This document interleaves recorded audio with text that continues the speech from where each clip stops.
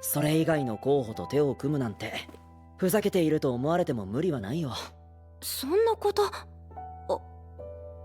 私が久世君と。 Yo, yo, yo. It's your man MAS. Back with more Alya or Alya, however you say her name, Kazus Feelings in Russian. Alright. Just a heads up, I kind of did this in the reverse order. I mixed up some of the episodes, so in the next video, I think I talk about episodes. This video is episodes 7, 8, 9, right? But I think I mixed up 7, 8, 9 with 9, 10, 11. However you view it. Pretty much this is the next set of videos after episode 6, essentially. Alright? And this time around we're talking about Kazu and pretty much his major flaw. Alright? The series has been solid. It's been a solid romantic comedy, right? You can't deny the touch of Russian aspiration to it, which I thought was really cool. I don't think I've ever seen an anime do it, except for, with like American influence, where it's like, oh, like this character can also be American, which I don't think is really unique. I've seen that in several anime, but Russian, that's new. But essentially, after episode 6, we learn about Kazu's family dynamics. All right, we learn a bit more. All right, he's not just a slacker. There's so much more than what they showed from episode 6 up.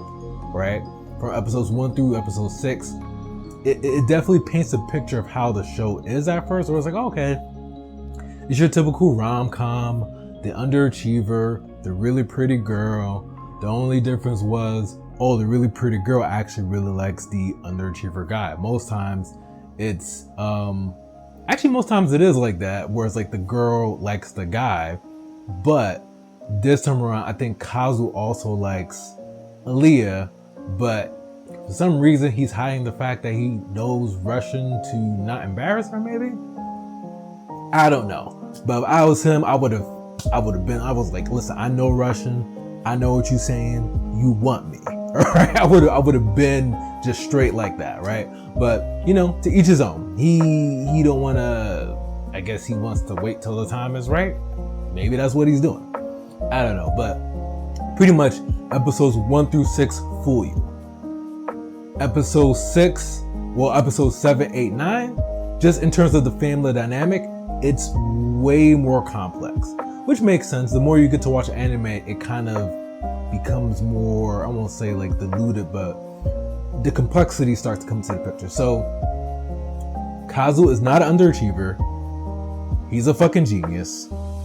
His family's rich, and that's not really his sister, right? The one that's just shooing for student council, that's not really his sister. Go figure, right? Because the way she was flirting with him, I've seen anime, I've seen harems, right? Where it's like all the girls love this guy, even the girls that are somewhat related still love this guy, right? Again, one of my favorite animes of all time is Tenchi Muyo, right? That was like the godfather of that kind of genre. And again, it's like, man, like I want some hotties to like me like that. It don't work like that in real life. Well, for some people, I'm not blessed like that, but it was that situation happening where, again, I know I've seen that in other anime, but it's always kind of weird to me. I'm like, yo, like, why do you like creators always make like the siblings, like especially the female siblings, if they're fixated with that one guy character, it's like, oh my god, Oni-san, just overly to the point that it can be kind of borderline creepy. It's like, bro, is this not incest, or just like you guys are kind of crossing that line? But it makes a lot more sense now because they're not really related, I think. Keep in mind, I did not finish the entire series. Like, I think there's still episodes coming out. So I think she's Kazu's stepsister. Like, definitively. I don't think they have the same mom or the same, I think like they remarried. Like their parents remarried, and that's how she came into the picture. And I guess maybe she was the golden child at one point. But then Kazu is just that guy that, like, the underachiever who was gifted with everything, but I think his grandpa is like, yo, don't be disrespecting my family name, right? You're an underachiever. You're blessed with all this intellect and don't do nothing with it. right? And they literally changed the dynamic of like, all right, well, this isn't just a typical rom-com. There is some depth in terms of like family drama, because you know what we watch? We watch for that drama. I don't watch the whole get along, you know, everybody's kumbaya. Like, no, we watch for the drama. You can say what you want, but when I watch anime, when I watch these telenovelas, when I watch these K-dramas, it's literally in the title, I watch for the drama. So the romance between him and Alya, that's all cool and all, but like, I needed some more dynamics to the drama, and it brought that, and I was like, yo, this is solid. This is solid. So apparently Kazu again is the golden child, and his sister's kind of highlighting that to Ayo. I guess like that's like their dedicated maid, who's like a ninja-esque, you know, obedient sub type of character. And you know, like I guess Kazu is a good brother and normally supported her, you know, in her running, but this time around again, you know, technically he got feelings for Alya. He's not gonna admit it. It's like, oh, I'm just running because I want to and because you like Shorty, but it's cool. It's cool. He's hiding his feelings however way he wants to do it. Like, she's hiding her feelings in Russian and he's hiding his feelings in ignorance, basically. But like, he is so gifted that technically if he wanted student council president position, he could have gotten it. He could have gotten it. But like, he plays dumb, and he explains it in one of the episodes where it's like, if I play dumb, people don't expect things of me, which is a sign of a fucking genius, right? It's like what is like the Kanye, I'm not gonna call him Kanye, but it's like they're doing things purposefully. I don't think he's doing things purposefully, Kanye that is, but whole different subject for another day. And that, you know, his sister's aware of it, and the fact that now he's pairing up with Alya, she's curious to see if she can essentially dethrone him in terms of like, let's see if Oni-san can like meet these expectations, essentially. You know, like if he can beat me, because apparently she's a shoo-in. I don't quite know why she's a shoo-in. I'm pretty sure they talk about it in the manga, but in the anime, like the only reason they give that she's a shoo-in is just because she's like the most liked in the school, and I guess like she's ran for positions before. But like, I don't see any like policies or anything like that. I'm talking like as a presidential debate. Like, what makes her a shoo-in besides the fact that she's just popular? To each his own. And there was an episode when Shorty called out Kazu, you know, the girl with the glasses, and then she got embarrassed. That also happened, right?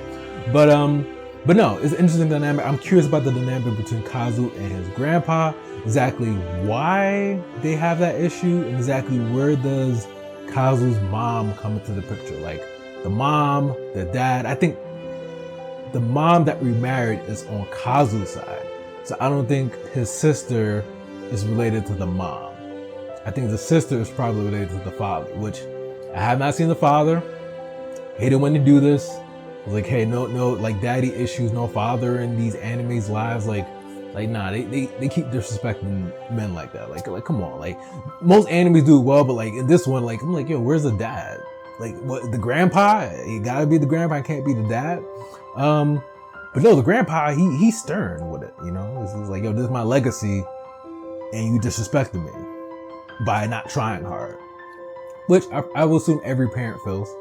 It's like, I won't feel like you're disrespecting me, but like you're clearly not trying your best, and I'm disappointed that you're not trying your best. That's how it will feel essentially. But you know, some people take it to the extreme.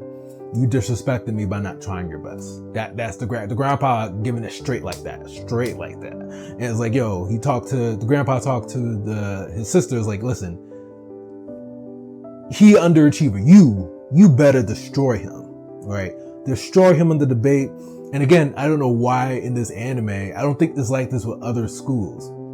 Student council is like the end all be all in this anime. It's like, if you're in student council, you're like the jock of a football team, essentially. It's like the equivalent. Like, the student council is the shit at this school. And that's what is happening, where it's like, yo, you better beat him. The grandpa's telling the door, you better beat him, and you better carry our legacy name and put him to shambles.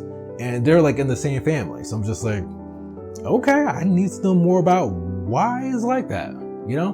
But I mean, that's essentially like the flaw with Kazu. Is like, all right, well, he's not like this for no reason. There is a reason, all right? I'm assuming they're going to dive into the reason more, but he is not the character that was portrayed episodes 1, 2, 3, 4, 5, 6. He is not.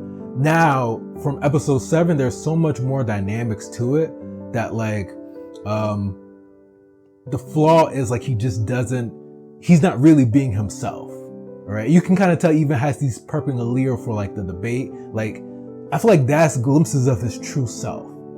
And I mean, that's the flaw. I would consider a flaw. Like, yo, just be free, be yourself, you know, like what, don't try to be something that you're not. Like, if he's not truly an underachiever, why is he trying so hard to be an underachiever? Especially because like other students really like him. But that's the thing. Again, the order's probably messed up by episodes. So in the next video, you're probably going to hear me talking about whatever episode I'm talking about. But pretty much this video is touching on episodes 7, 8, 9. All right. But it's your man MAS. I'm out.